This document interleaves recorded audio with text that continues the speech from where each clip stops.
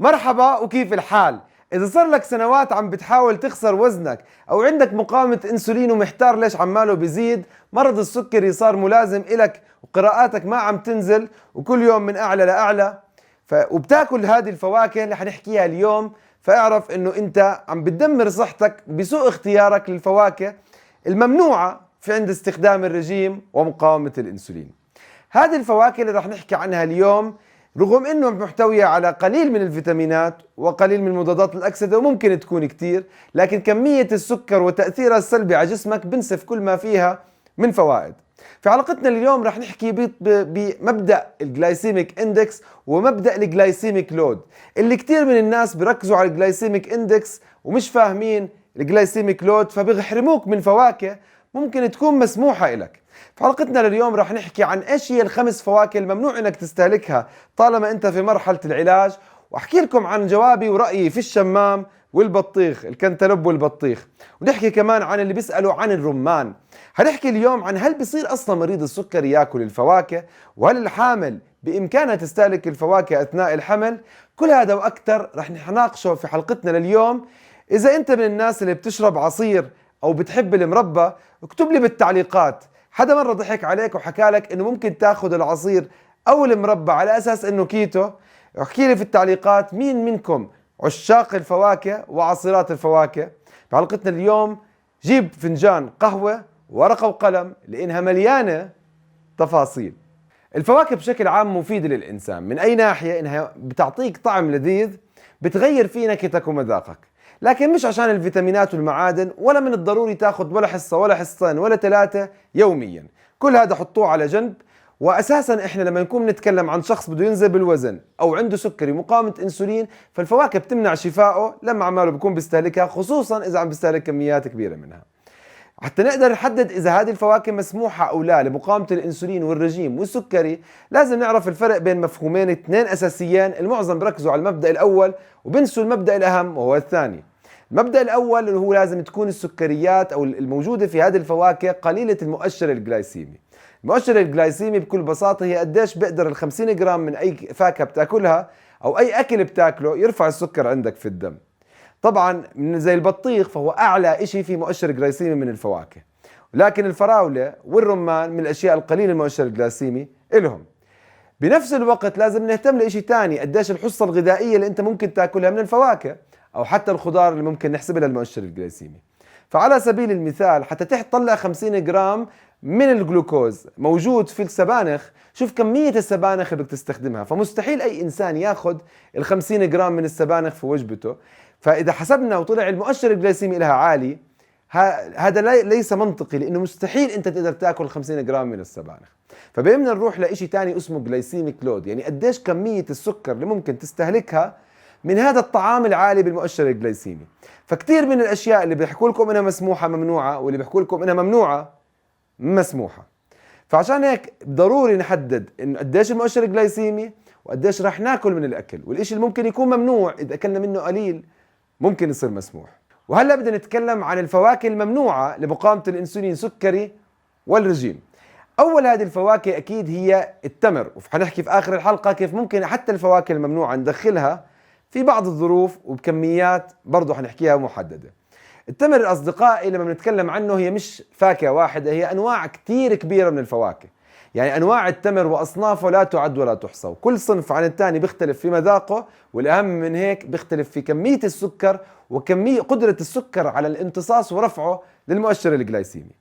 ففي دراسة لمستشفى الملك فيصل الجامعي التخصص الجامعي بينت كمية المؤشر الجلايسيمي والحمل الجلايسيمي ل 17 نوع من التمور الموجودة في المملكة العربية السعودية. بينت أن المؤشر الجلايسيمي لتمر زي تمر سلاج أو سلاج عالي جدا اللي هو 72.5. بس مش هون بس، انه الحمل الجلايسيمي لهذا التمر اللذيذ جدا عالي جدا 24، وهو اعلى فاكهة من كل الفواكه اللي درسناها في حلقتنا لليوم. بنفس الوقت بتميز تمر القصيم شقراء القصيم انه المؤشر الجلايسيمي رغم ارتفاعه 69، الحمل الجلايسيمي له للثلاث تمرات اللي كانت في الدراسة على 3 تمرات لكل شخص اخذها 9.2، رغم انه في اخر المنخفض، لكن هذا التمر اقل من نصف التمر الثاني. فلما بدك تروح للتمر لازم تختار التمر المسموح قليل المؤشر الجلايسيمي والحمل الجلايسيمي. أما الفاكهة الثانية اللي ممنوعة لليوم فهي أكيد المانجا. المانجا محبوبة الجماهير بطعمها الزاكي المميز، ترفع السكر في الدم بطريقة مرعبة. أول إشي لأنه حجم المانجا حتى لو كانت متوسطة فهي كبير، وزنها عالي، فبالتالي كمية السكر اللي بتاخدها منها عالي. هذا الإشي اللي بيرفع الحمل الجلايسيمي إلها لحدود السحاب. المانجا على عكس التمر مؤشر الجلايسيمي إلها منخفض، يعني 56، لكن ما إنسان عادة إلا بيقشر حبة المانجا وبياخد حبة كاملة، عم نحكي عن 200 جرام الحصة الواحدة، بخلي الحمل الجلايسيمي إلها 19. فإذا أنت بدك تاكل المانجا اعرف إنه أكيد رح ترفع السكر في الدم، وأكيد رح تمنع نزول وزنك، وأكيد إذا أنت عندك سكري حتأذيك. أما الفواكه رقم 3 أكيد الموز. الموز الوحدة المتوسطة وزنها 120 جرام، وهي الحصة اللي بنحسب عليها الحمل الجلايسيمي. الموز الوحدة المؤشر الجلايسيمي لها حتى توصل ال 50 جرام تقريبا 62، يعني هي أعلى من المانجا.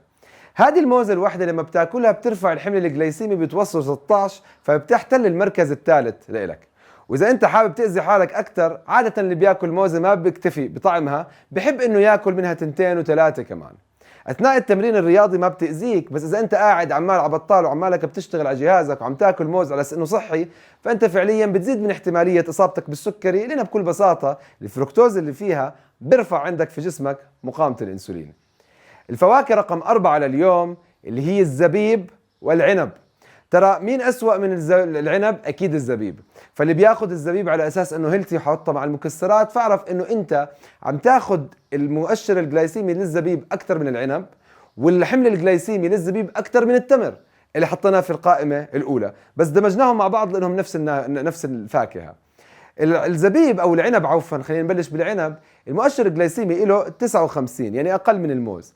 ولانه انت لما بتاخذ الحصه الغذائيه بيعتبروها 120 جرام، فالحمل الجلايسيمي له 11، يعني تكه اعلى من المنخفض. يعني لو انت اجيت اخذت حبتين 3 من العنب ما بصير فيك شيء، لا بيرفع السكر عندك في الدم، ولا بوقف حميتك، ولا بيطلعك من الكيتو. بس لما بتاخذ لي قطف 120 جرام فانت عمالك بتاخذ اكل محرم عليك اثناء النزول بالوزن حتى توصل لوزنك. لما بتحول انت هذا العنب لزبيب، اول اشي الحصه بتصغر للنصف، يعني بس ممنوع انك تتجاوز في الحصه الواحده اكثر من 60 جرام. وال60 جرام اللي هو مؤشر جلايسيمي 64 اللي هو زادت تقريبا 10%. واما الحمل الجلايسيمي تضاعف 3 اضعاف وصار اعلى من التمر بحمل جلايسيمي 28. فدائما وابدا ما انطبق على الزبيب بينطبق على كل انواع الفواكه. اي فاكهه بتم تجفيفها بتصير اكثر ايذاء لاكلها. اما النقطه الخامسه لليوم فهي الاناناس. كل الأشخاص اللي بيحكوا عن الكيتو بيحكوا عن الحميات على استثناء والسكري بيمنعوا عليك الأناناس.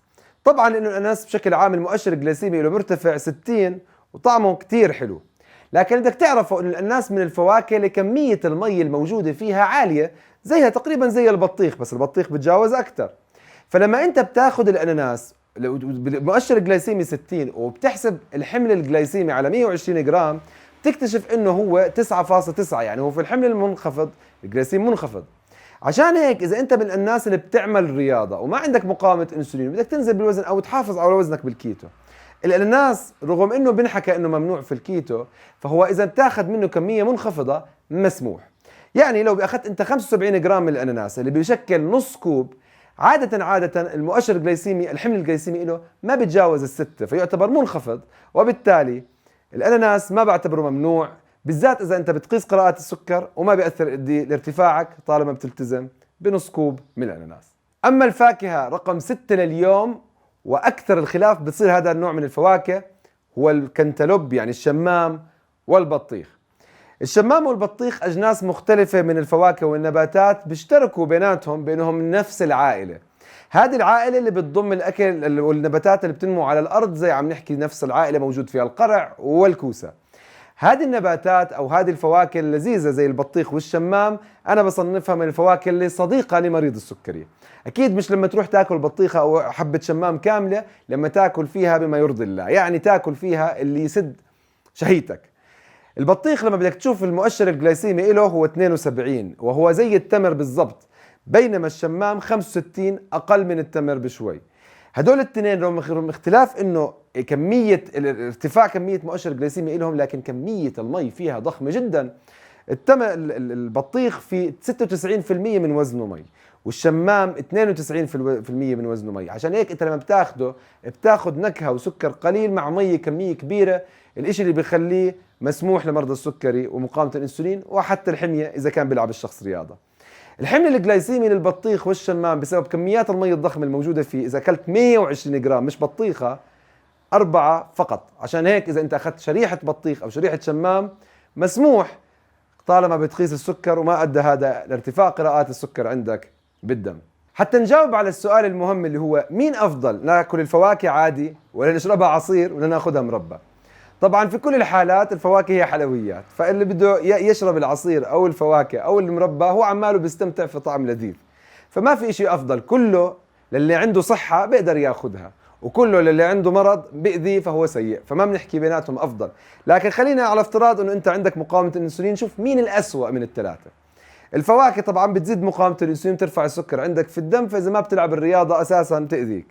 لكن اذا بتأذي حالك اكثر بتروح وبتتحول لشرب بالعصير. لما انت بتعمل عصير اول اشي بتزيد من المؤشر الجلايسيمي، يعني بتسرع من عملية امتصاص السكر، واكيد بتزيد من الحمل الجلايسيمي لانه انت كمية الثمار اللي دخلت في الكوب الواحد زادت، فانت ضربت عصفورين بحجر واحد. غير انه كمية السوائل بتنحبس بجسمك اذا عندك ضغط، لانه السكر بيحبس السوائل وانت عم تشربتها مع مي اكثر، بالتالي اكثر. لما بدنا نروح لأذية اكثر واكثر بنروح بانه احنا بنروح للمربى. المربى حتى الفواكه المسموحة بالكيتو زي الفراولة، لما تعملها مربى وتقول أنا هذا المربى خالي من السكر، أنت قدرت تتحول فاكهة مسموحة للسكري والكيتو لفاكهة مضرة بهالعبقرية تبعتك بأنك تسخنها. أول إشي عملية التسخين بتسرع من امتصاص السكر، لأنه صار السكر مفكك، وحتى السكروز اللي بتكون من الجلوكوز وفركتوز صار مفكك أكثر، فامتصاصه أسرع. الشغلة الثانية كل الفايتوكيميكالز وكل الأنزيمات والمضادات الأكسدة والفيتامينات الموجودة في هذه الفاكهة أنت دمرتها بالحرارة. 3 كمية الثمار اللي عم تاكلها أكثر وأكثر من حتى من العصير، عم تاخذ فركتوز سكر فواكه مركز جدا، يعني بتخيل حتى شربك للصودا كولا اللي هو البيبسي ولا الكولا أحسن من استهلاكك للمربى. أما الجواب على سؤال هل الرمان مسموح في الكيتو أو في الحميات لمقاومة الأنسولين ونزول الوزن أو لا؟ أكيد الرمان مسموح. فالرمان بمتاز زيه زي الفراولة بأنه المؤشر الجلايسيمي له منخفض 35، والمؤشر الحمل الجلايسيمي له إذا أكلت أنت 100 جرام تقريبا بحدود 6 ل 7، فلو أكلت لك 50 جرام 3 معالق منه ما بيأثر عليك طالما أنت عمالك بتاكله وحاسب كميات النشويات الموجودة عليك. هلا إذا بدنا نحكي إنه هل بإمكان مريض السكري تناول الفواكه بشكل عام؟ فالجواب لهذا السؤال واضح وصريح، بيعتمد على المرحلة اللي فيها مريض السكري وعلى حالة الإصابة. يعني أنا عندي في العيادة في ناس مرضى سكري بعطيهم فواكه، وفي ناس مستحيل أعطيهم فواكه. الفرق إنه إذا المريض السكري هذا عم بياخذ عنده مقاومة أنسولين عالية، وتنزيل وتخفيض مقاومة الأنسولين وتشفيه من السكري، طبعا بدي أوقف الفواكه، لأن الفواكه بتزيد مقاومة الأنسولين. أما إذا الشخص كان فرضا ما عنده مقاومة أنسولين والواضح منه إنه هو عنده بنكرياس ضعيف، هذا الشخص ما في داعي أحرمه من الفواكه لأنه ما عنده مقاومة أنسولين أساسا، فبنزيد له جرعات الأدوية اللي بنحكي عن الأنسولين حتى يقدر يتسلى ويستمتع بنكهة الفواكه مش لفوائدها. السؤال الثاني إنه هل بتقدر الحامل في بدايات الحمل أو خلال حملها، خصوصا إذا عندها مقاومة أنسولين وبسكر حمل، تاخذ الفواكه؟ أنا أكيد بحكي إنه لازم الحامل تاخذ الفواكه لأنها بتشتهيها حتى تستمتع في حملها. طبعا أكيد تاكل كميات قليلة وتختار الفواكه المسموحة في الكيتو وحتى الممنوعة بس كميات قليلة جدا، مع التزامها بالعلاج لتخفيض مقاومة الأنسولين اللي سببها بشكل أساسي حملها. أما إذا بدنا ندخل إحنا الفواكه اللي سبق ذكرناها في الحلقة الممنوعة في الكيتو والحميات والرجيمات ومرضى السكري، عشان أنت نفس وحابب تاكلها وتذوق طعمها في موسمها، بإمكانك تاكل كمية قليلة منها طالما قراءات السكر عندك ما بيرتفع، والأصدق من كلامي هو جهاز السكر عندك في البيت. التمر ما بصير في أي حال من الأحوال مريض سكري ياخذ تمر التمرات، لأنه حتى التمرات اللي قليلة السكر وقليلة الحمل الجلايسيمي حترفع لك السكر. فلما بتاخذ التمر المشتهي روح على التمر قليل السكر وخذ تمرة واحدة فقط، فإذا بتدور على الفردي بدل ما تاخذ 3 تمرات خذ تمرة واحدة. الشغلة الثانية التمر هو أساسا بنستخدمه مع مرضى السكري اللي بيصير عنده هبوط لرفع السكر، فكيف بدك تاخده ما يرتفع عندك السكر؟ تمرة بترفع 50.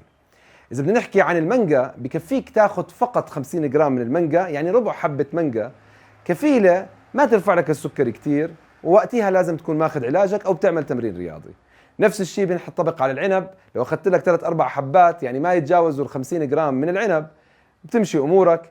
ونفس الشيء بينطبق على الأناناس اللي ممكن تاخذ ال 75 جرام منه يعني ربع نص كوب بدون ما يأثر عليك، خصوصا إذا أنت من الأشخاص اللي بتلعب الرياضة. لا تستعجل كثير وتروح تاخذ الفواكه هذه إذا بتحاول تنزل بالوزن. إذا أنت من الناس اللي وزنك ثابت أو بنزل وزنك بطيء، فحتى الفواكه المسموحة في الكيتو اللي ما ذكرناها في الحلقة بتثبت لك وزنك. كل شخص مختلف عن الثاني، وكل ما زاد نشاطك زادت مكافآتك، فحاول إنك تزيد نشاطك حتى تاخذ مكافآت، والفواكه ما هي إلا حلويات ومكافآت. بنهاية حلقتنا اليوم اكتبوا لي بالتعليقات ايش هي اكثر فواكه بتشتاقوا لها لما بلشتوا بالرجيم، وايش هي الفواكه اللي كنت ما تاكلها ومفكرها بتنحفك وهي مانعتك بنزول وزنك. اكتب لي بالتعليقات هل انت من الناس اللي بتاخذ 3 تمرات و7 تمرات ومفكر انك بتعمل لصحتك منيح وانت عندك سكري للاسف. انا موجود عشان نتناقش مع بعض في التعليقات. في نهاية حلقتنا اليوم شفت المعلومات اللي بالفيديو مفيدة، اكيد لا تبخل على غيرك بالشير، فنشر المعلومة اكيد خير، وزكاة العلم صديقي نشره. وما تبخل على حالك بانك تنضم للقناة وتكبس اشارة الجرس حتى يجيك اول باول اشعارات كل ما يخطر على بالي فكرة مفيدة لك. واكيد تقدروا تتابعوني على الانستغرام وسناب شات وتويتر وتيك توك، وكل ما في الحلقة من معلومات ومصادر موجودة بالتعليقات، مثبتة بالتعليقات وموجودة بصندوق الوصف. واكيد بتقدروا تنضموا لعالمنا الرائع بالفيسبوك عالم سمارس كيتو اند فاستنج بلانيت، وبتقدروا اذا بدكم معلومات اضافية عن كيف انت ممكن تخفض مقاومة الانسولين وتساعد نزولك بالوزن باختيارك للنوع الصحيح من القرفة، تقدر تختار الرابط اللي هون. ونشوفكم بالحلقات القادمة، وبأمان الله، مع السلامة، باي.